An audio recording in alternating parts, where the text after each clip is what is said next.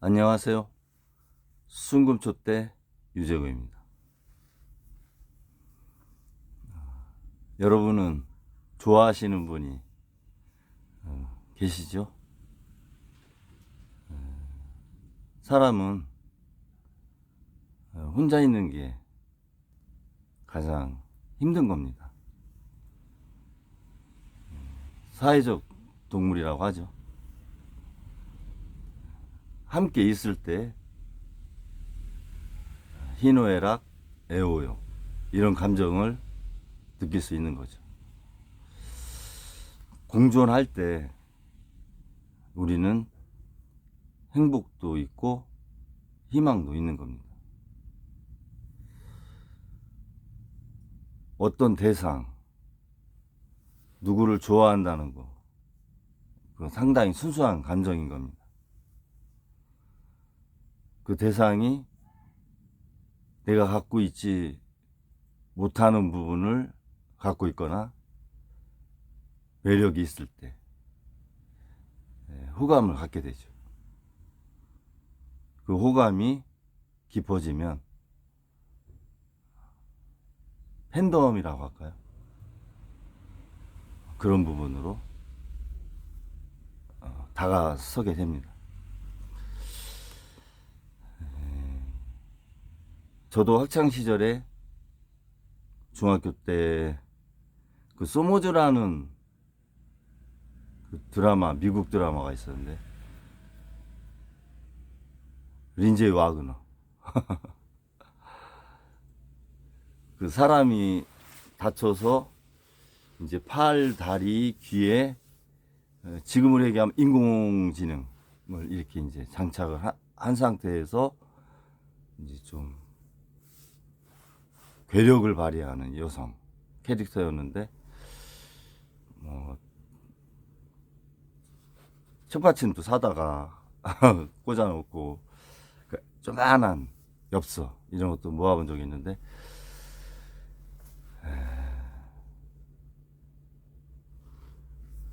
누구를 좋아한다는 것은 가장 기본적인 사람이 갖고 있는 정서다 이렇게 생각이 듭니다. 그리고 자신이 사랑을 받는 대상이 될 수도 있는 거예요. 혼자 살면 뭐 옷을 좀 단정하게 입고 또 세면도 깔끔하게 하고 뭐 굳이 그렇게 할 필요 있겠어요? 나가서 다른 사람들을 만나고 사회활동 하다 보니까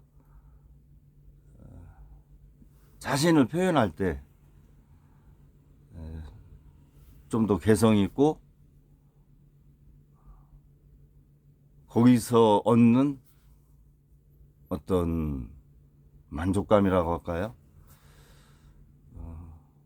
그런 거죠. 여성분들이 화장하고 이렇게 코디 하시는 것이 또 그런 부분일 수도 있는 거예요. 매력을 스스로 발휘하면서 좀 더 나은 사회생활을 생각을 하는 거죠. 왜 이런 말씀을 드리냐면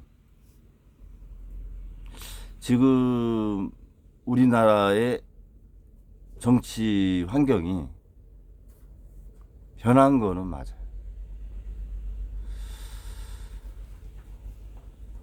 뭐 해방 이후에는 관공이라고 하는 개념이 컸죠. 그렇다고 해서 그 당시 조병옥 박사님이나 신익희 선생님들이 공산주의를 이렇게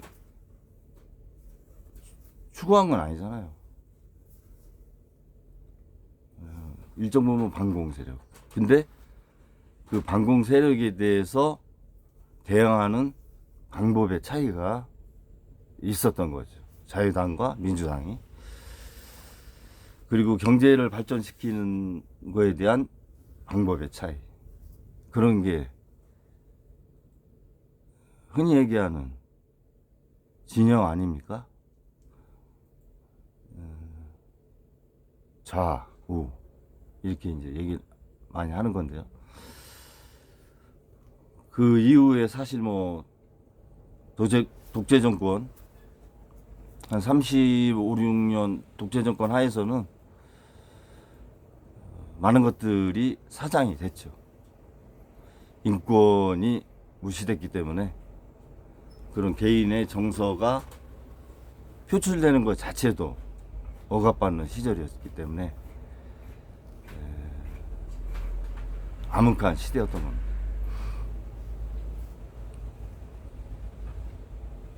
그 이후에 이제 삼김 시대가 나오면서 정치권이 지역을 기반으로 한 정치 지형이 생겼죠.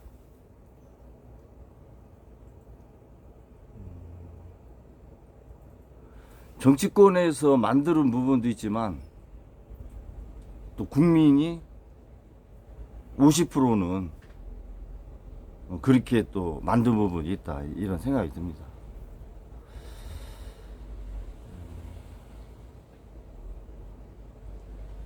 그리고 박정희 대통령 시절하에서 영남 쪽, 부산, 불경 그쪽으로 개발이 불균형하게 이루어진 건 맞아요.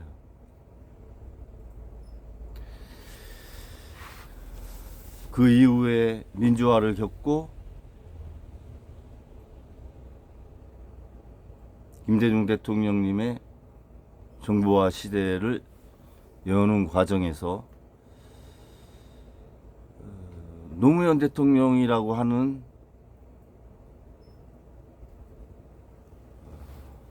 새로운 정치를 지향하시는 분이 이렇게 대두가 됐습니다. 그 대두된 싹이 물론 노무현 대통령님이 한 길을 꾸준히 걸어오신 거가 먼저 바탕이 되죠.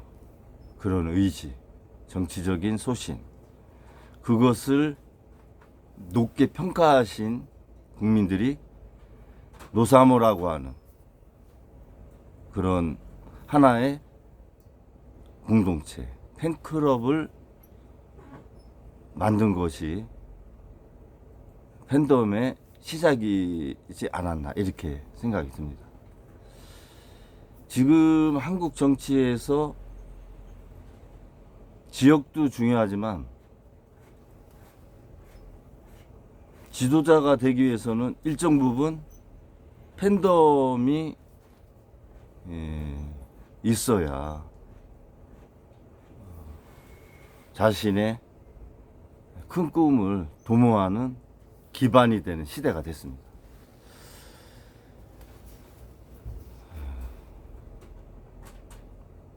근데 참 특이한 게 변곡점이 있어요, 사람 인생에서. 근데 한마디가 그 사람의 인생을 변화시키죠. 또 팬덤을 만들기도 하는 겁니다. 지금 내란 혐의로 구속되어 있는 윤 대통령, 사람에 충성하지 않는다, 그 말 자체가 그분의 인생을 변곡점이 됐고 일정 부분 팬덤이 자리 잡는 계기가 된 거는 맞습니다.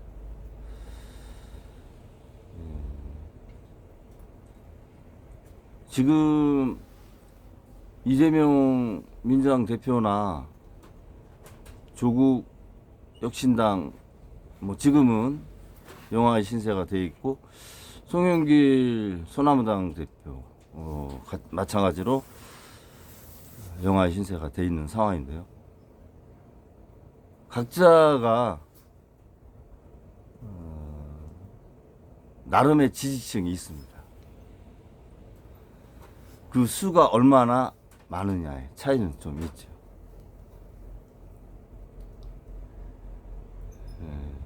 문제는 이 좋아하는 것이 어떻게 보면 대리만족 아니에요. 내가 못하는 걸 그분을 통해서 이루려고 하는 건데, 이게 워너비로 가면 문제가 있다. 광적인 상황. 그러니까 극단으로 치닫는 팬덤. 이것은 그 사람한테 도움이 되지 않는다. 저는 그렇게 생각합니다. 너무 극단적인 광적인 선호. 그래서 그 정서가 표출되는 것이 민주적이고 또 합법적인 것이 아니라 불법적인 또 과격한 행동으로 표출됐을 때 그것은 올바른 팬덤이 아닌 겁니다. 그리고 팬덤이라고 하는 것은 사실 한 사람의 구심점을 갖고 그 사람의 갖고 있는 생각과 또 그 생각을 실천하려고 하는 방법에 동의를 하기 때문에 팬덤이 형성이 되는 건데, 지금 그 서부지법 난입 사건을 보면서 그것은 내란 혐의를 갖고 있는 윤 대통령이 팬덤이 한 건 아니다. 저는 그렇게 생각해요. 윤 대통령을 위해서 그렇게 했을까요? 저는 그렇게 생각하지 않습니다. 국민의당을 위해서 그렇게 했을까요? 그렇지도 않다고 생각합니다. 그것은 팬덤의 상황으로 이루어진 현상이 아니다.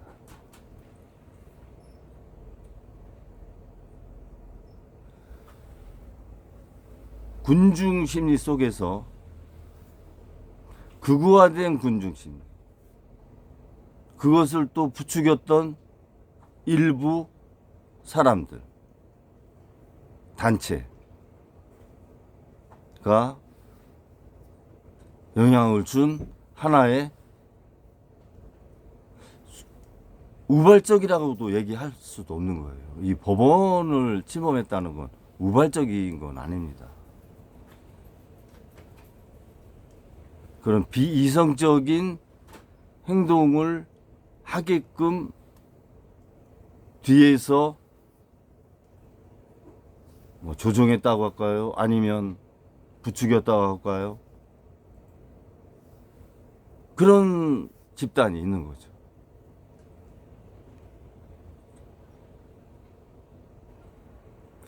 그분들이 서부지법에 그렇게 부적정한 행위를 하면서 자기가 원하는 것을 얻을 수 있었을 것이라고 생각한 사람은 없었을 겁니다.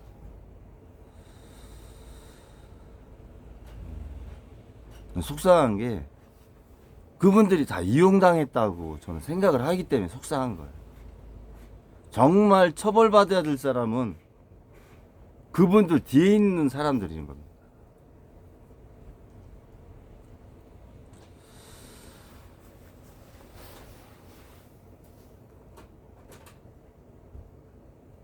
너도 나도 소위 대권을 향하는 사람들이 팬덤을 형성하려고 하고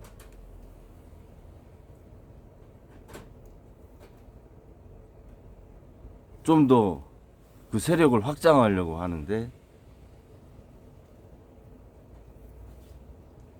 한국 정치가 발전하기 위해서는 팬덤 문화가 필요는 해요. 한데 절제된 팬덤 문화가 필요하다. 그 사람도 잘못하고 잘못된 정책을 제시할 수 있어요. 그때는 꼬집어져야죠. 이것은 잘못된 거고 이것은 정책이 문제가 좀 있는 부분이 있다. 이러한 팬덤 문화가 지속적인 발전할 수 있는 팬덤 문화 아니겠습니까? 맹목적인 그런 팬덤은 그것은 지지자라고 저는 생각 안 합니다.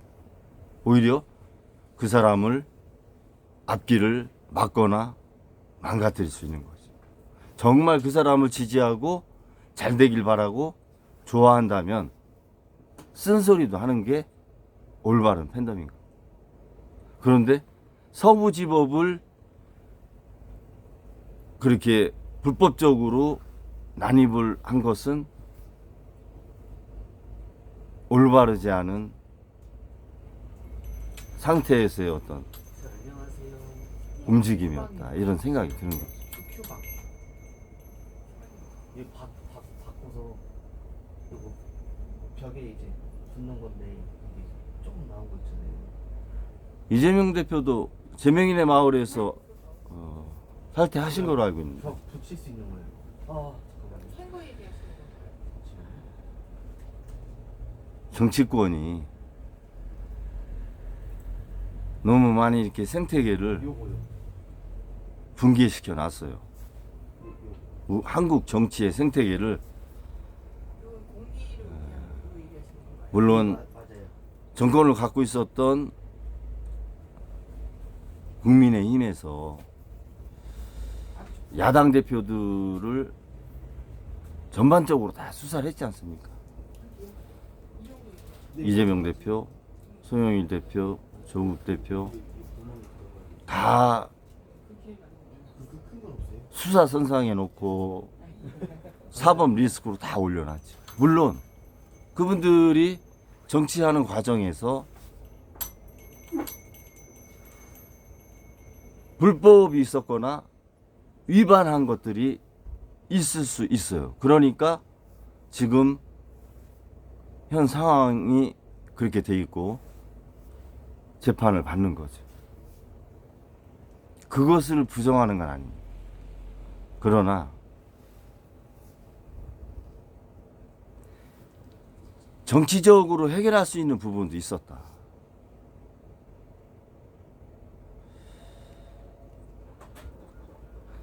그렇게 만약에 다 수사를 한다고 하면 지금 300명 국회의원 중에서 구속 안 될 사람 있을까요? 저는 없다고 보는데, 한번 다 털어보면 저는 300명 다 수사 한번 해보고 싶어.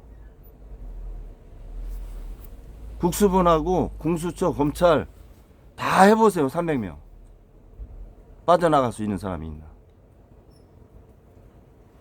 너무 정치 생태계를 와해시켜놨다는 거예요.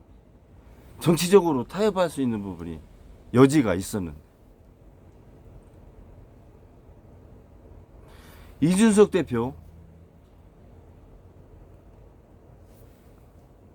무혐의한 부분에 대한 상황도 의혹으로 갖고 있는 사람도 있어요. 한동훈 전 대표 딸 관련, 유학간 딸 관련, 뭐 그런 것까지 다 한번 해보세요. 내가 지지하고 좋아하는 사람은 관대하고, 그러지 않은 사람에 대해서는 다 범죄자고, 이렇게 인색하게 다가서면 정치가 존재할 수 있겠습니까? 정치 생태계가? 저는 윤 정권의 실책도 그게 하나가 있다고 생각하는 거예요. 왜 대화, 소통, 정치적인 타결이 협상이 없었는가? 야합을 하라는 게 아니에요. 보이지 않는 곳에서 뒷거래를 하라는 것이 아니죠.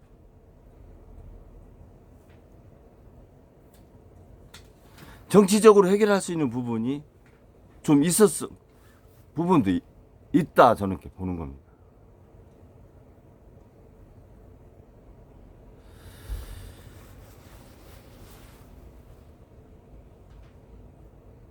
한국 정치가 발전하기 위해서는 국민 통합, 국민 화합, 이런 얘기 많이 하죠. 그리고 대화와 소통, 이런 얘기 많이 하죠. 결국은 뭐예요? 사회적 합의를 이끌어내야 돼요. 그런데 윤 정권은 사회적 합의라고 하는 것을 이끌어낸 게 없어요. R&D 축소하고 예산, 의료 대란, 이것이 일방적으로 간 거 아닙니까? 야당하고 협의했습니까? 당사자들하고 협의했어요. 과학계나 의료계하고. 물론 뭐 몇 차례 했다고 하죠. 합의는 안 됐잖아요. 안 된 상태에서 시점이 선거가 다가오고 이러니까 이벤트식으로 쓴 거 아니에요. 그리고 카르텔이라고 하는 하나의 덮개를 씌워서 범죄 집단처럼 매도해버리잖아요. 물론 R&D가 다 잘 될 수는 없어요. 우리나라 R&D 예산이 성과율이 99%래요. 왜 그랬겠어요? 그래야 또 예산을 받으니까. 그러니까 할 수 있는 것만 하는 거야, 개발은. 깊은 거는 못 하는 거야, 응용 개발은. 외국은요, R&D에서 성과율이 20%가 안 돼요. 원래 그게 맞는 거예요. 어떻게 R&D가 99%나 성과를 낼 수 있어요? 그거 있을 수 없는 거예요. 10년, 20년 걸리는 건데 어떻게 99%가 나오냐고. 그 예산을 받기 위해서 그렇게 R&D가 가면 정말 R&D가 발전하겠습니까? 국민분들이 사회적 합의에 대한 마인드가 더 필요하다.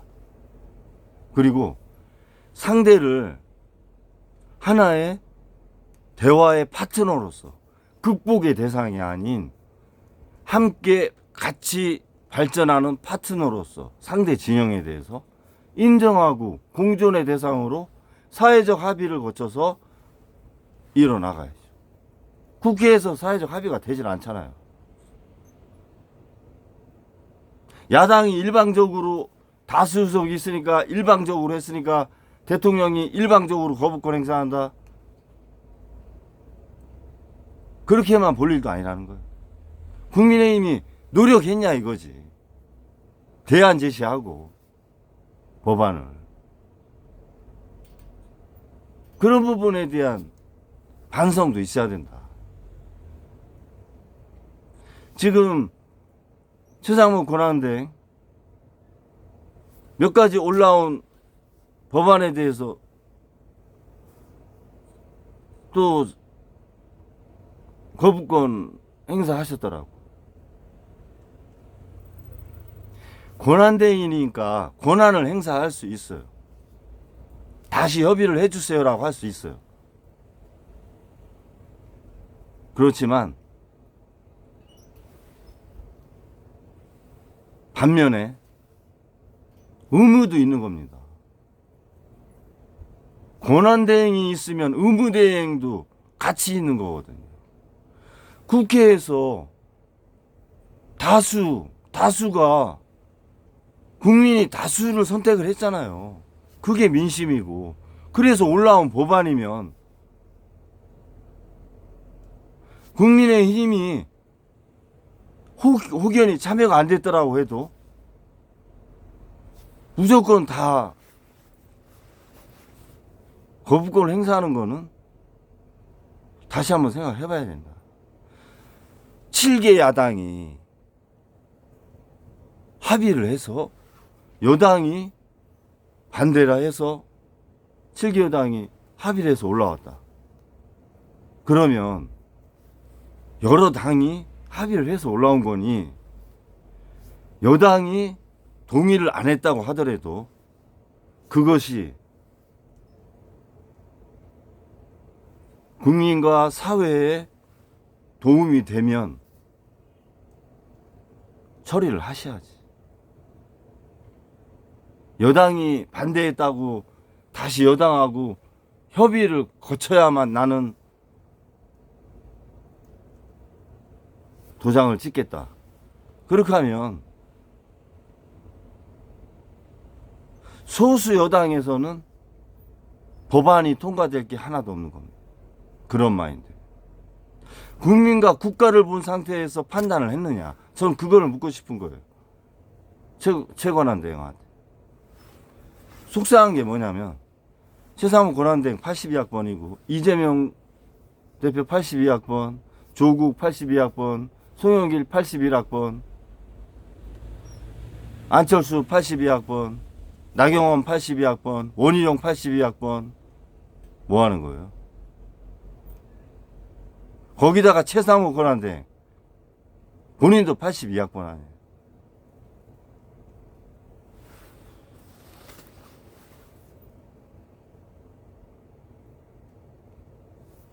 뿌린 씨앗은 거두고 내려오시라 이거지. 우리가 다음 세대한테 뿌려놓은 씨앗이 있잖아요. 그러면 그거는 거두고 퇴장해야지. 그게 586 세대가 해야 될 마지막 의무다. 저는 그렇게 생각하는 거예요. 우리가 선녀를 왜 존중하고 우대하고 본받으려고 해요? 그분들의 가르침이 올바랐기 때문 아닙니까? 그분들이 국가와 국민을 보고 걸어왔기 때문에 그러는 거 아니에요? 그래서 보훈이라고 하는 그런 마음으로 그분들의 후대와 자손까지 나라에서 보듬어 주는 거 아닙니까? 그게 사회적 합의를 거쳐서 보훈처에서 행하는 거 아니에요? 사회적 합의가 거치지 않았으면 안 되는 거 아니에요? 그렇게 해오잖아요. 그러면 82학번 민주화를 이뤘던 82학번이 다 잘했느냐? 다 잘 못했어요. 제가 지난 동영상에서도 몇 번 말씀드렸지만 일정 부분 이뤄놓은 성과도 있어요. 그렇지만 이념의 발전을 시키지 못했다는 얘기죠. 그래서 지금의 혼란이 있는 거야.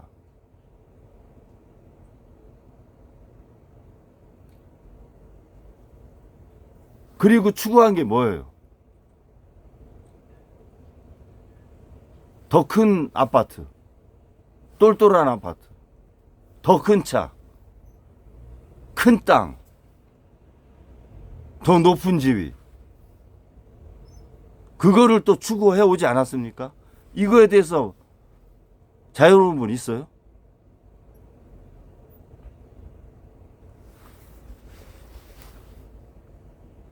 그런 부분을 X세대나 MZ세대가 지켜봤잖아요. 그것이 뿌려놓은 씨앗이라는 거야. 저는 소득과 자산의 양극화를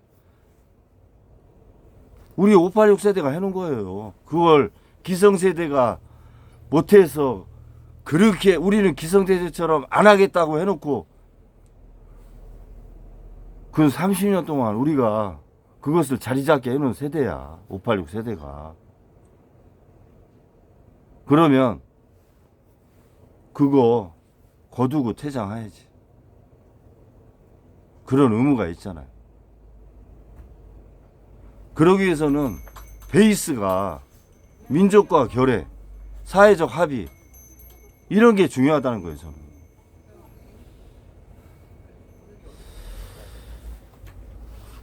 저는 정치 생태계가 복원도 빨리 되기를 희망하고 경제 생태계, 보건, 과학, 이공계 전 분야에 걸친 생태계가 사회적 합의를 거쳐서 다시 복원되고 새롭게 거듭나야 된다. 이런 말씀 드리고 싶습니다.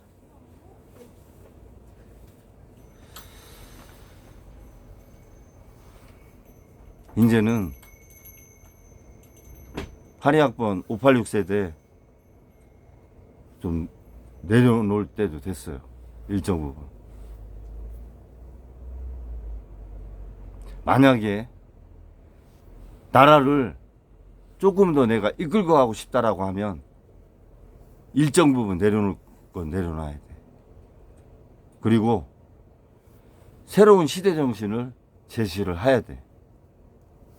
그리고 불의에 대해서 선을 확실히 그어야 돼. 그러지 않으면 새 시대를 여는 주역으로 될 수 없어요. X세대가 치고 올라오잖아요. X세대라고 해봐야 우리 10년 밑에야. 이현주, 고민정, 허은아, 한동훈, 뭐 유니스 의원은 뭐 한 두세 살 위고, 전현희 의원은 우리보다 1, 2년 아래로 알고 있는데 그분들이 올라오잖아요. 내가 정말 국민들 앞에 떳떳하지 못하고 당당하지 못하다면 내려놓으면 돼. 할 사람 많아. 한준호,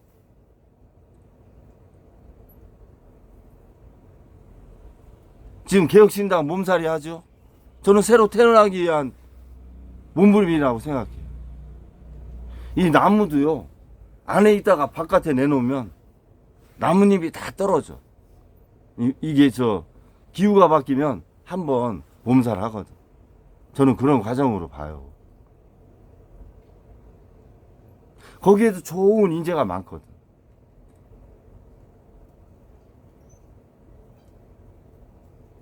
그분들을 김민석 최고 82학번 아니에요, 같이. 임종석이가 뭐 또 분열에 또 얘기를 한 것 같은데, 아유, 진보는 왜 그러는 거예요? 근데 제가 얘기하잖아. 분열의 정체성을 극복해라. 진보는.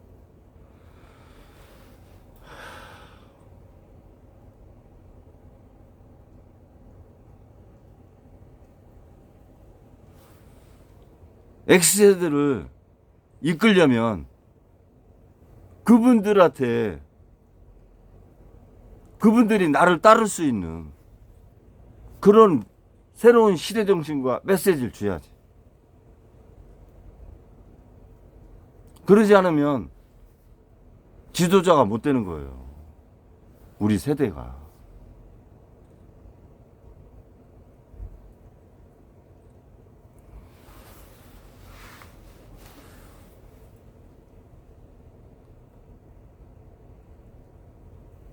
지금은 어떻게 보면 권력의 공백기입니다.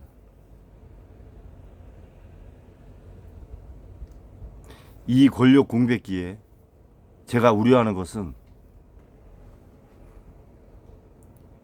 전혀 의외의 세력이 나타나서 역사를 퇴행하는 정치 집단으로 대한민국의 정치를 잡을 수 있다. 그런 우려를 걱정하는 거예요.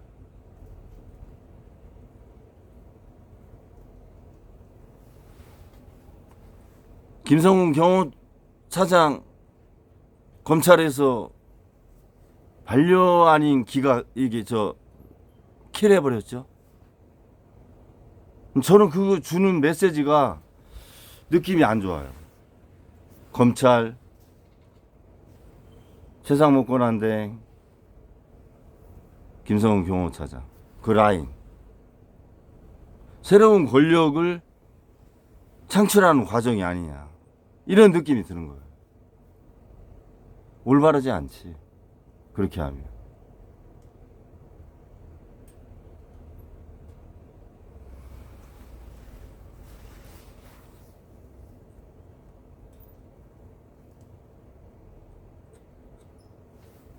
그래서 X세대와 MZ세대 창조성 있고 내가 할 말 자유롭게 표현하시는 그런 세대가 하나 돼서 새로운 대한민국의 토양으로 자리 잡아야 됩니다. 그게 가장 중요한 겁니다. 그래야 어떤 불의의 정치 세력도 스며들지 못하는 거예요. 여의도 문법 이런 얘기 하지 마세요. 이제 X세대나 MZ세대는 거기서 벗어나야 돼. 여의도 문법이 어디 있어요? 4선 5선 하면 여의도 문법 있는 겁니까? 그럼 4선 5선 한 보좌관들은 내려와서 도지사하고 군수하는 게 여의도문법입니까? 전문위원하고 수석 전문위원 해서 내려와서 지역 국회의원 하는 게 여의도문법이에요? 그 보이지 않는 권력, 전문위원하고 보좌관, 그분들도 새롭게 태어나야 돼. 그 여의도문법 얘기하지 마시라니까? 그분들도 요주의 관찰 대상이야, 내가 볼 때. 한국 정치를 정말 발전시키는 공동체냐, 그분들이. 저는 물음표예요. 그분들 때문에 문턱이 너무 높은 거 아니야, 청년들 정치 입문하는데. 그게 여의도문법입니까?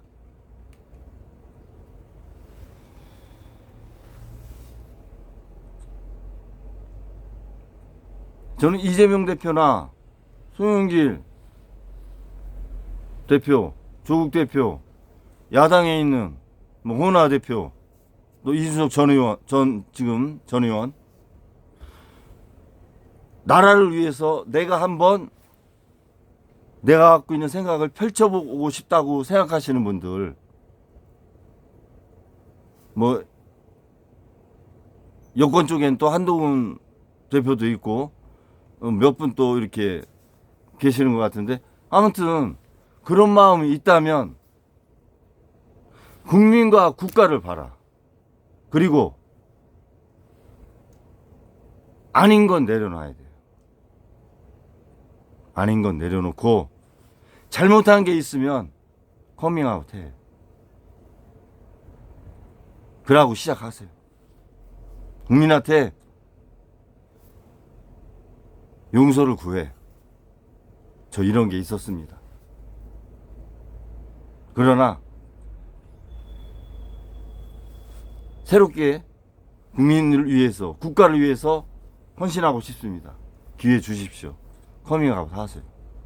그게 한국 정치를 쇄신하는 거예요. 그러면 X세대와 MZ세대는 그걸 보면서 새로운 정치 문화를 이끌어 갈 겁니다.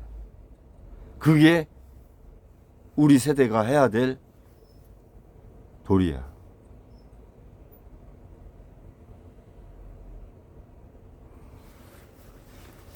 그리고 국가를 대외적으로 브랜드, 품격, 신인도를 낮춘 거하고 국가 경제를 반토막 낸 수계와 집단에 대해서는 분명한 책임의 시간이 있어야 됩니다. 그래야 나라가 바로 서는 겁니다.